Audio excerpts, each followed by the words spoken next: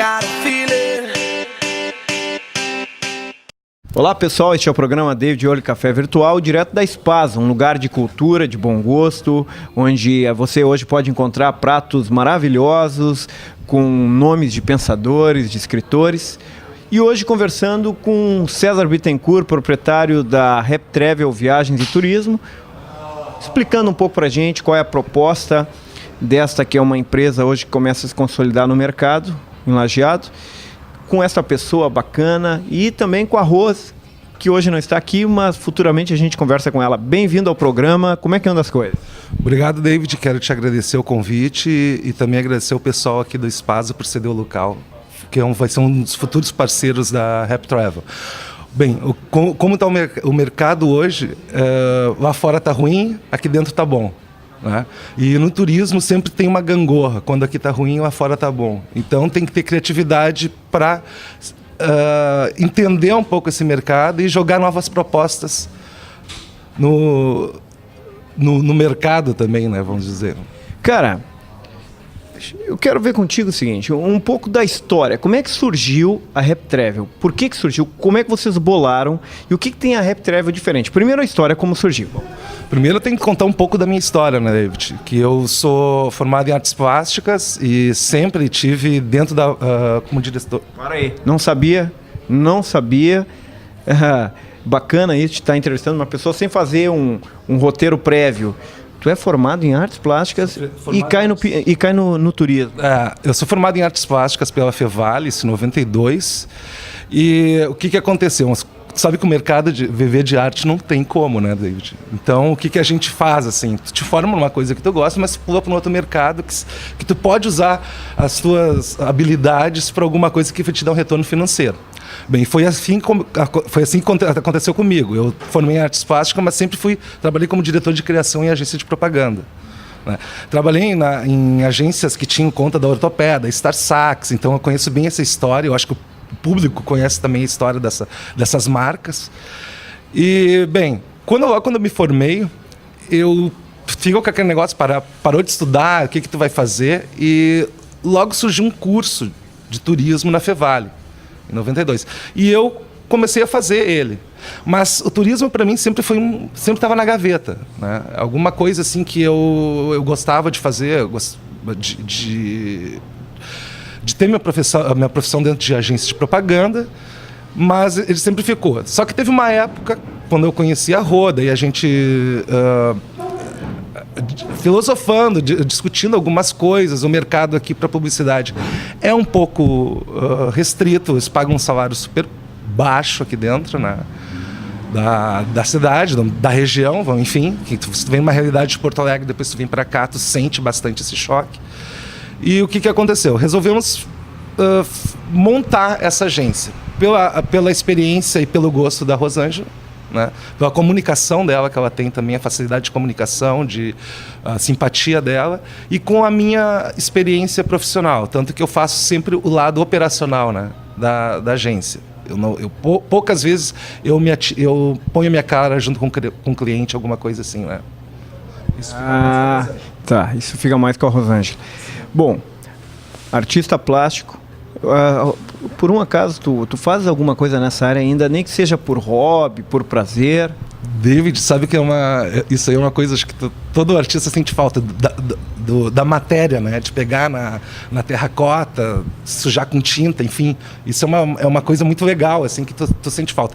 Mas tu sabe, quando tu vai entrando no lado da criação e maldita, né? Ou bendita, Photoshop, CorelDRAW, todos esses softwares gráficos aí, tu vai te distanciando um pouco, né? Porque pela facilidade que tu tem, de estar num notebook, num PC, enfim, e tu vamos dizer assim, formular alguns conceitos artísticos que tu tem, como site, como logomarca, como folders. Então a minha área hoje bem assim, mas eu sinto falta da escultura, eu sinto falta da pintura a óleo, eu sinto falta da aquarela, né, do desenho. Cara, isso eu queria saber, assim, dentro da arte, claro, a arte é extremamente o campo vasto, né? Você tem milhões de oportunidades, não sei se é tanto, mas é muito variado. O que tu curte mais, por exemplo, questão da aquarela, da escultura, por onde vai o César? Bom, cara, eu sempre tive uma paixão por pintura a óleo, né? Talvez seja a minha formação acadêmica que sempre remeteu um pouco à Renascença, né? A Botticelli, a Leonardo da Vinci, enfim, Michelangelo, esses os bordões que a gente sabe, o pessoal falar, o pessoal se localizar, né? E também a questão do preparo, o cheiro da tinta, isso é muito peculiar. O cheiro da terebintina, né?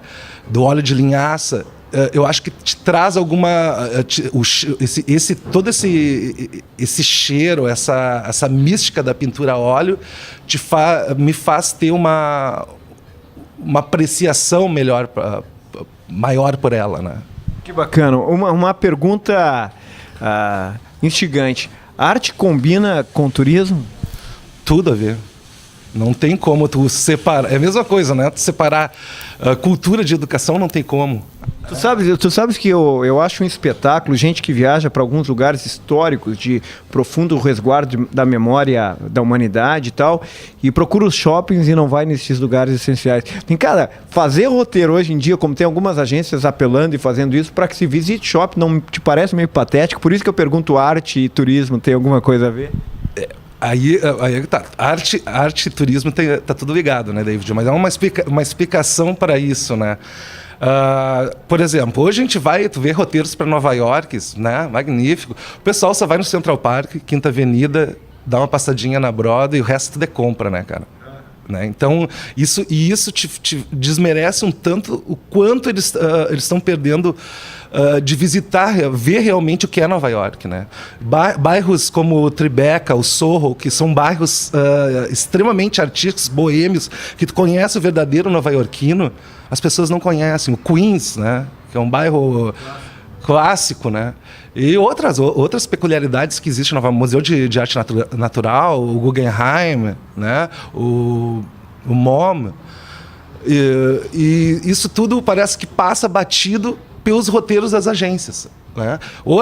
Ou tem uma questão assim, ó, também a agência não tá oferecendo feijão com arroz para os clientes. Elas não querem, vamos dizer assim, para tu oferecer um roteiro um pouco diferente, um roteiro legal como este que eu falei agora, tu tem que ter uma bagagem por trás, né? E o que é? O que geralmente as pessoas pegam, que tem... Tu é guia de turismo, tu tem uma agência de propaganda, mas tu não conhece, tu não tem cultura. Tu tem uma cultura comercial apenas, né? Então esse é o grande diferencial que a Happy Travel quer trazer também.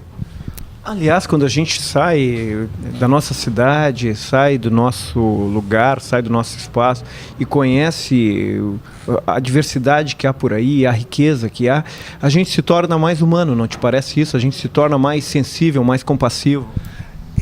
Eu acho que tu te coloca no teu lugar no mundo, né? É uma coisa assim que tu conhece, vamos dizer assim, tu tem uma visão do que é o mundo, do que é cultura, do que é uma cidade, do que é um país, né? Isso daí te coloca assim geograficamente e também psicologicamente, né? Dentro do teu espaço, de como tu é pequeno e de como tu tem que aprender ainda.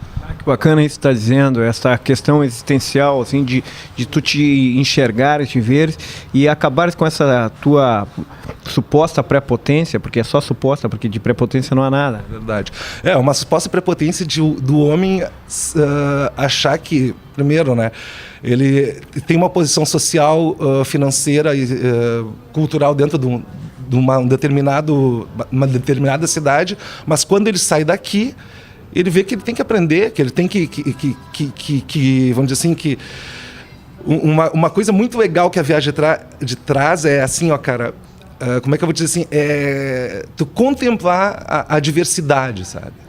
Que parece assim que são coisas, costumes, comidas, roupas, jeitos diferentes das pessoas. E respeitar isso, né? Isso a gente tem o maior respeito do que é certo aqui, não é certo lá fora, e que o certo e o errado é uma questão cultural, não é uma questão de leis leis sociais padrão ou mundialmente padrão, né? Isso está bacana, é muito legal na filosofia, porque a gente trabalha isso como conceitos morais. A moral, na verdade, ela é temporal, né? Ela é local, ela tem uma construção social. Já a ética é universal, né? O que é ético aqui é ético em qualquer lugar do mundo. A moral não. O que é moralmente aceito aqui não é moralmente aceito em outro lugar. Isso é uma questão totalmente, né? Tem uns cases assim do que é certo e errado. É bem umas coisas bem interessantes, até que às vezes eu posto no Facebook uma questão de leis. Né? Por exemplo, na Suécia é proibido dar descarga depois das 10 horas da noite. Né? Ou, vamos dizer assim, tem coisas muito, que nem em Singapura, que quando tu viaja para Singapura, tu tem que ter uma atenção, tem que fazer uma leitura muito bem daquele país. Porque qualquer coisa é crime. Até mascar chiclé. Né? Cara, essa é boa. Agora, sabes que tu falando isso tudo, eu fico imaginando que, de fato, uma pessoa que trabalha, um agente de turismo, de viagens, alguém que te auxilia neste processo e nesse direito cultural do ser humano, que é poder viajar e tal, tem que ter um conhecimento, tem que ter um laço cultural, tem que ter um interesse cultural, porque senão tu vai bestializar as viagens e vai ajudar a bestializar ainda mais as pessoas, muitas que não, de repente precisariam de uma orientação, falta para elas uma orientação. Olha, tem tal lugar que é imperdível, tem tal lugar que é essencial, que vai enriquecer muito a tua vida, que vai desprender o teu olhar e tal. Tu disseste isso já, né? De fato, muitas agências de turismo não têm essa responsabilidade, até por uma falta de capacidade intelectual. Tu achas essencialmente que um agente de turismo tem que ser uma pessoa que tenha um bom conhecimento, que tenha uma apreciação à cultura, um cuidado cultural? Isso eu acho que em qualquer área, né? É uma coisa que se peca muito no Brasil, né? Eu vou te citar Cuba. Se tu vai conversar com um cortador de cana em Cuba, ele tem curso superior, ele pode falar de tudo contigo, certo? E aqui parece que é uma questão de trabalho e emprego, né? Parece que uma pessoa, vamos dizer assim, uma pessoa que o turismo mexe com cultura diretamente, é impossível de se associar a isso, não tem como, né? As pessoas pegam assim, ó, eu conheço, vamos dizer assim, te dão um feijão com arroz, talvez também porque o cliente hoje em dia não exija isso da agência. Né? Ele quer uma agência que emita passagens para eles e que faça uma viagem para Porto Seguro com uma famosa operadora em 10 vezes, 11 vezes. Né? Uma curiosidade, sai mais caro os roteiros culturais? Encarece os pacotes ou isso é mito? É mito, porque se tu vai para... Vamos colocar assim, se tu vai para Praga, né? Tu vai ficar o mesmo dia no mesmo hotel, nos mesmos hotéis, que eu posso dizer, só que o roteiro é tu que vai fazer. Né? Então, quem vai te dar isso vai ser o agente de turismo que te oferecer, a agência, o agente e a operadora com quem o agente vai trabalhar. Né? Então, nós temos hoje operadoras, por exemplo, no nosso caso, que tem desde de 1800 operando na Europa. Né? E eles, com certeza, eles não vão fazer um roteiro feijão com arroz para ti. Eles vão te dar muito mais. Agora, o turista, o viajante, ele precisa estar aberto para isso. Né? Eu vejo muita gente falando que acha super chato conhecer museus. Né? Eu já vi papos dizer que na Europa, detestam a Europa porque é tudo velho. Né? Tem que responder para eles que velho é o preconceito dele. Com certeza, é o preconceito e a falta de cultura, né, cara? Porque eu vou te contar, é incrível. Então, isso... tu trabalhar com esse tipo de roteiro, com esse tipo de ação hoje, vamos dizer assim, esse tipo de target, tu tem que é super diferenciado, de 10 tu encontra um, né, que queira mesmo conhecer, por exemplo, o leste europeu. Todo mundo quer conhecer o Triângulo Europeu. Agora, se tu oferecer o leste europeu, mas eu não vou. Pô, e tu tem coisas históricas no leste europeu, que é muito melhor hoje, né, talvez assim, culturalmente, do que a Europa Ocidental, né, o Triângulo Europeu. Claro, não vamos exagerar tanto, mas eu estou falando assim, como Praga, Viena, Romênia, né? A Polônia, os campos de concentração, vamos dizer, agora a gente está tendo a Euro, né? Então está sendo uma coisa maravilhosa, assim, aquela história, né? toda que a Polônia tem, a República Tcheca, que hoje era Tchecoslováquia antigamente, né? Então, a Rússia. Então, e também é um pouco de preconceito com este roteiro, que é um pouco, vamos dizer assim, tu não vai ter tantas histórias.